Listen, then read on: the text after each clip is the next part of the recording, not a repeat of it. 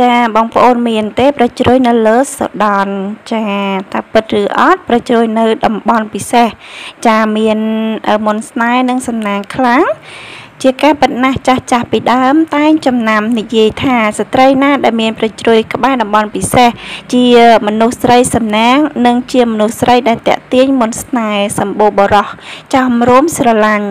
ចាយ៉ាងណាមិញគេមិនប្រកែកនឹងជំនាញនេះឡើយព្រោះកន្លងមកគេសង្កេតឃើញចាវាពិតជាដូចចាស់និយាយថាមែនគណៈដែលប្រជ្រោយត្រង់នេះចាដូចជានៅលើដើមទ្រូងនេះ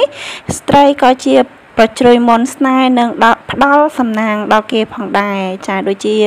ចាប្រជ្រោយនៅលើសដនចាសដននេះស្ត្រីដែលមានប្រជ្រោយនៅត្រង់នេះភាគច្រើនជាមនុស្សមានសំណាងក្នុងការងារនិងជីវិតបើហើយប្រសិនបើជួបការលំបាកចានឹងមានបុរសតាមជួយជ្រោមជ្រែងផងដែរពួកគេជាបុគ្គលសម្បូរទ្រព្យចាយវ័យកាន់តែចាស់មុខរបរកាន់តែរីកចម្រើនងាយនឹងជោគជ័យក្នុងមុខជំនួញនិងរបរការងាររបស់នាងឯជីវិតគ្រួសារកាន់តែសប្បាយសប្បាយលើសពីនេះទៅទៀតស្ត្រីដែលមានប្រជ្រោយនៅលើសដននេះត្រូវបានចាត់ទុកជាក្រុមមនុស្សសំណាងដែលគេរកឃើញភាគច្រើននៅក្នុងត្រកូលអ្នកមាន